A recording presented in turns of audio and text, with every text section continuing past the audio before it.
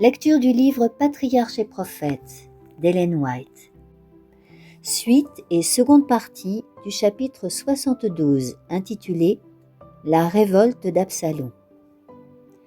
Si Dieu avait laissé impuni le péché de David, s'il lui avait permis de jouir d'une paix et d'une prospérité ininterrompues alors qu'il violait sa sainte loi, les sceptiques auraient eu quelques raisons de prendre comme prétexte l'histoire du roi d'Israël pour démolir la religion de la Bible.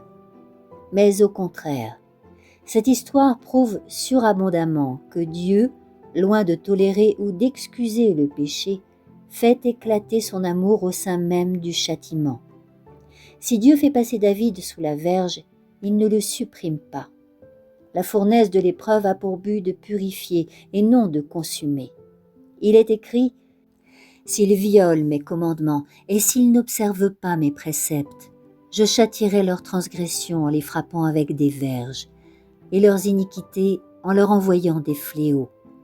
Mais je ne leur retirerai pas ma faveur. » Peu après que David eut quitté Jérusalem, Absalom et son armée y faisaient leur entrée et s'en emparaient sans coup férir. Usaï fut parmi les premiers à présenter ses respects au nouveau roi, qui ne fut pas peu surpris de cette offre de service de la part du vieil ami et conseiller de son père. Jusque-là, ses plans avaient réussi. Assuré du succès final, il accueillit Usaï à sa cour. Les troupes d'Absalom étaient considérables, mais composées d'hommes peu entraînés à la guerre. Ahitophel savait que la situation de David était loin d'être désespérée. Une grande partie de la nation lui restait fidèle. Il était entouré de guerriers éprouvés, commandés par des généraux capables et aguerris. Ahitophel savait également qu'après un premier et bref mouvement d'enthousiasme en faveur du nouveau roi, il se produirait une réaction et que si la révolution échouait et si Absalom se réconciliait avec son père, lui, son premier conseiller, serait considéré comme le plus grand coupable et subirait la plus lourde peine. Pour empêcher Absalom de revenir en arrière, il lui conseilla un acte qui, pour la multitude, rendait impossible toute réconciliation entre le père et le fils. Il suggéra au prince révolté d'ajouter l'inceste à la rébellion. Il s'agissait, selon la coutume orientale, pour prouver qu'il était devenu le successeur de son père, de s'attribuer publiquement ses concubines. Absalom adopta l'ignoble suggestion, et ainsi s'accomplit la prédiction du prophète à David. « Je vais faire surgir de ta propre maison les maux qui s'abattront sur toi. Je prendrai tes femmes sous tes yeux pour les donner à l'un de tes proches, qui abusera d'elles à la vue de ce soleil. Car toi, tu as agi en secret. Mais moi, j'agirai en présence de tout Israël et à la vue du soleil. » Non pas que Dieu allait lui-même suggérer cette infamie, mais il ne l'empêcherait pas. Ahitophel, hautement estimé pour sa sagesse, n'avait aucune piété. Il ne possédait pas la crainte de l'Éternel qui est le commencement de la sagesse. Autrement, il n'eût jamais conseillé un crime odieux pour assurer le succès d'une trahison. Les gens sans conscience agissent comme s'il n'existait aucune providence souveraine pour anéantir leurs desseins. Ils oublient que celui qui habite dans les cieux se moquera d'eux et que le Seigneur a déclaré « Ils n'ont pas pris plaisir à mes conseils, ils ont dédaigné toutes mes remontrances. Ils savoureront les fruits de leur conduite et ils se rassasieront de leurs propres conseils, car l'égarement des sots les tue et la sécurité des insensés les perd. » Ayant assuré sa propre sécurité, Ahitophel démontra à Absalom la nécessité d'agir sans perdre de temps. « Permets-moi de choisir 12 000 hommes, lui dit-il. Je me mettrai en marche et je poursuivrai David cette nuit même. Je me jetterai sur lui pendant qu'il est fatigué et que son courage est abattu. Je l'épouvanterai. Tout le peuple qui l'accompagne prendra la fuite. Le roi seul tombera sous mes coups. C'est ainsi que je ramènerai à toi tout le peuple. » Ce plan fut approuvé par les conseillers de l'usurpateur. S'il avait été exécuté, David aurait certainement péri. Mais les événements étaient dirigés par une sagesse plus haute que celle d'Ahitophel. L'Éternel, en effet, avait résolu d'anéantir le sage conseil d'Ahitophel afin d'attirer la ruine sur Absalom. Usaï n'avait pas été admis dans le conseil et il s'était gardé d'y pénétrer sans invitation pour ne pas être suspecté d'espionnage. Après qu'on se fut dispersé, Absalom, qui avait une haute idée de la sagesse du conseiller de son père, lui soumit le plan d'Ahitophel. Usaï, comprenant que l'exécution du plan proposé entraînerait la perte de David, répondit à Absalom. Pour cette fois, le conseil donné par Ahitophel n'est pas bon. Il ajouta. Tu connais ton père et ses hommes. Ce sont de vaillants guerriers et ils ont le cœur exaspéré, comme une ours des champs à laquelle on a pris ses petits. De plus, ton père est un homme de guerre. Il ne passera pas la nuit avec la troupe. Il est sans doute caché en ce moment même dans quelque ravin ou dans quelque autre retraite. Si dès le début nous essuyons un échec, tous ceux qui l'apprendront diront « Les partisans d'Absalom sont en déroute ». Puis il suggéra un autre plan bien conçu pour plaire à un homme vaniteux porté à faire parade de sa puissance. « Je conseille plutôt que tous les Israélites, depuis Dan jusqu'à Bershéba, se rassemblent autour de toi, nombreux comme les grains de sable sur le bord de la mer. Tu marcheras en personne au combat. Nous l'atteindrons en quelque lieu qu'il se trouve, nous tomberons sur lui comme la rosée tombe sur la terre, et ni lui, ni aucun de ceux qui l'accompagnent ne pourra s'échapper.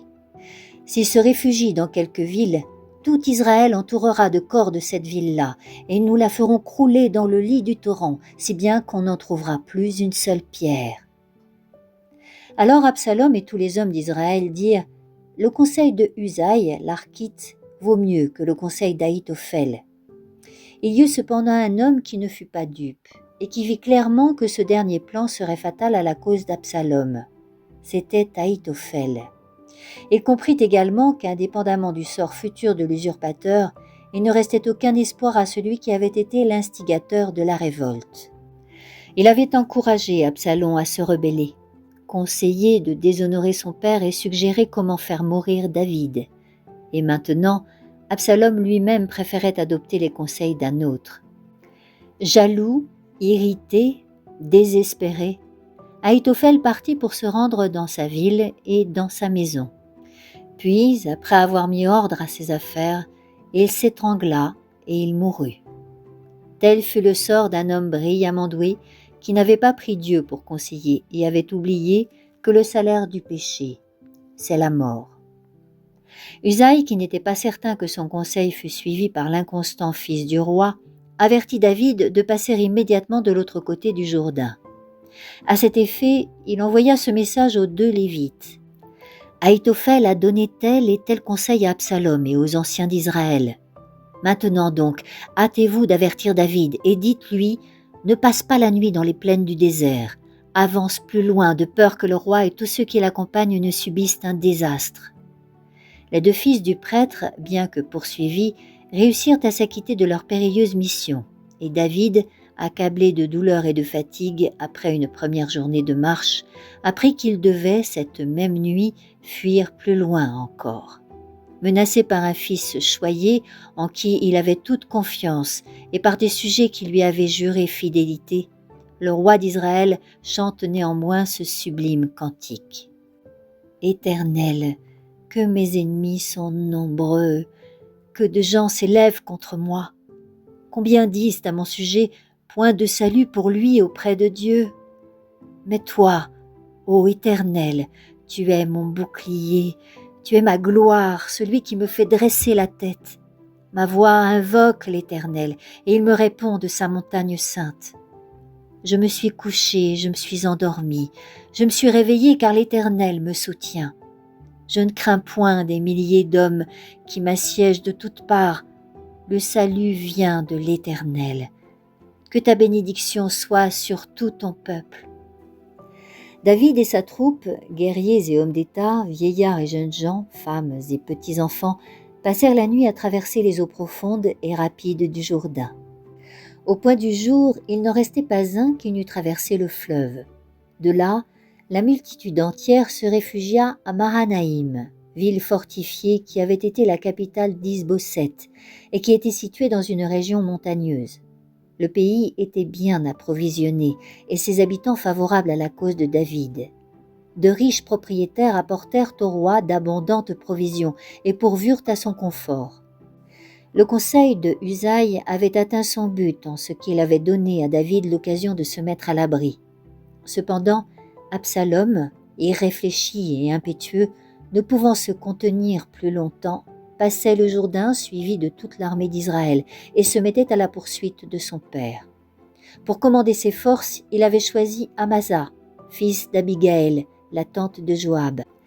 Mais son armée, quoique considérable, manquait de discipline et était mal préparée à résister aux soldats aguerris du roi. David, ayant divisé ses troupes en 3 corps placés sous les ordres de Joab, d'Abisaï et d'Itaï, Gittien, avait l'intention de prendre lui-même le commandement de toute l'armée. Mais ses officiers, ses conseillers et le peuple s'opposèrent avec véhémence à ce dessein.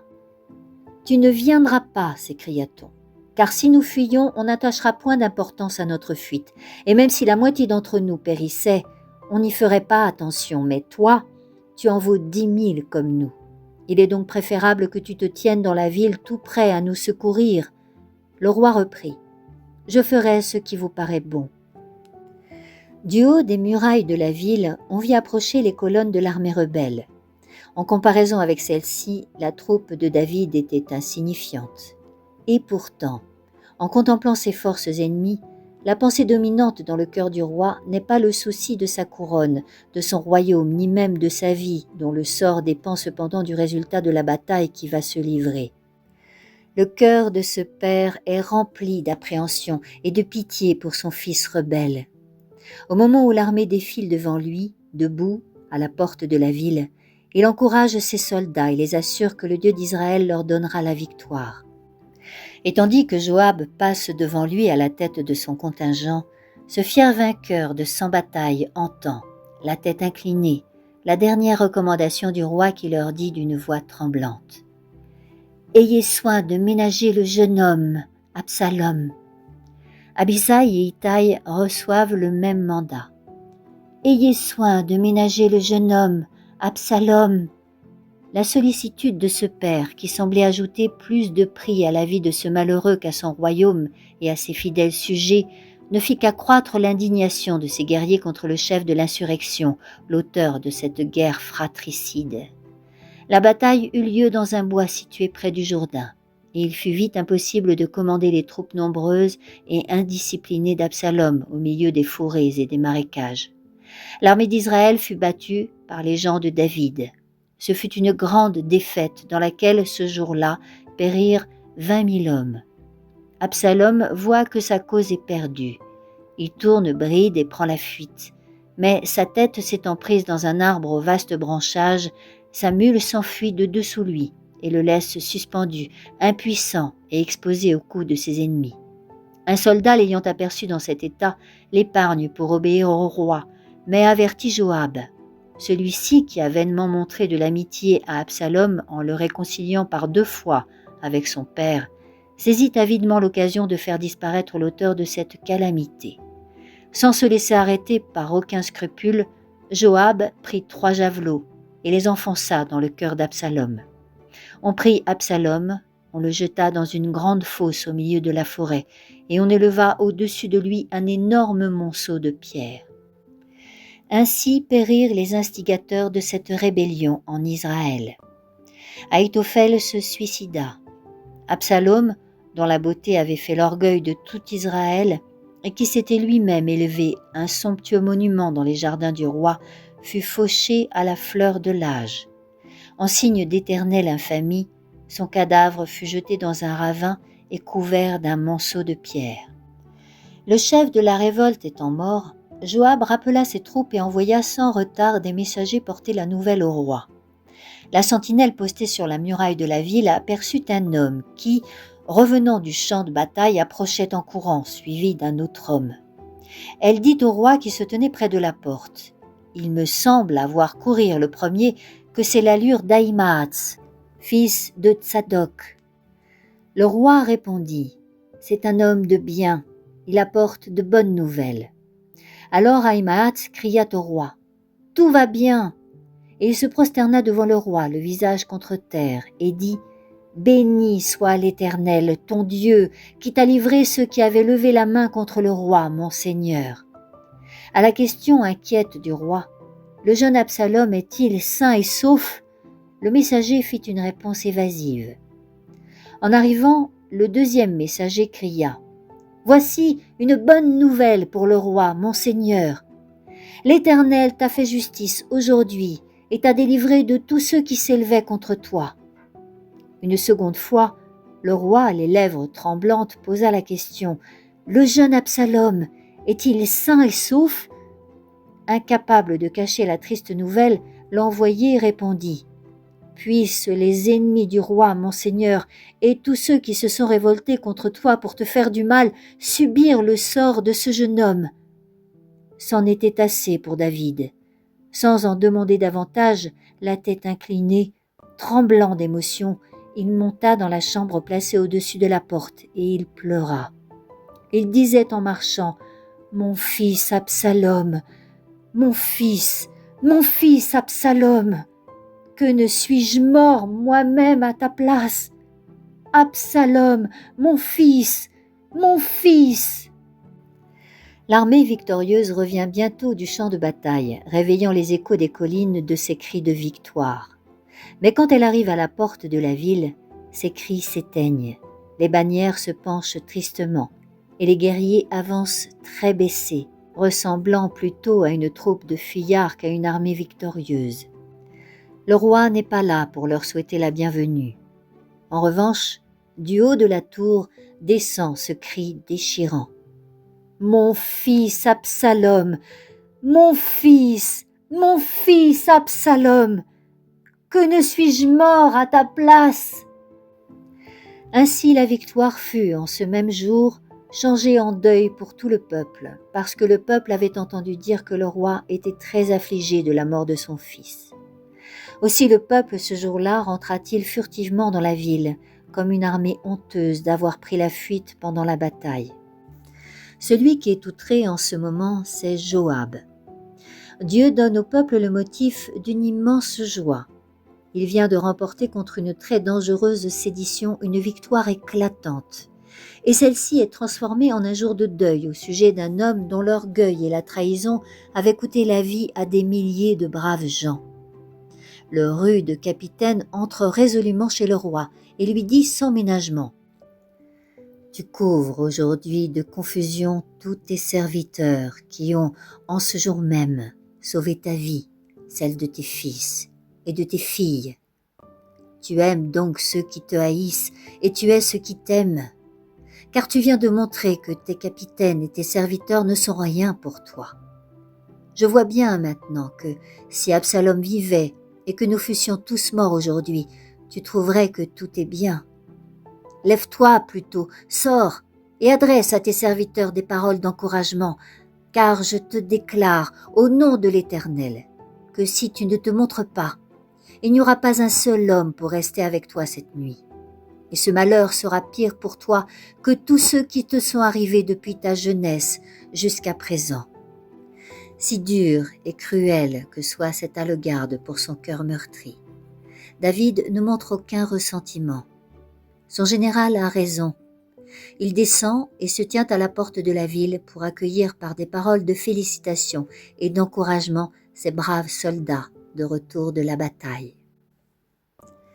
Je t'invite à la suite et fin de ce récit au chapitre 73, intitulé « Dernière année de David ». Et si tu as apprécié cette lecture, n'hésite pas à liker le petit pouce qui pointe vers le ciel afin de faire croître les audiences et à partager. Merci.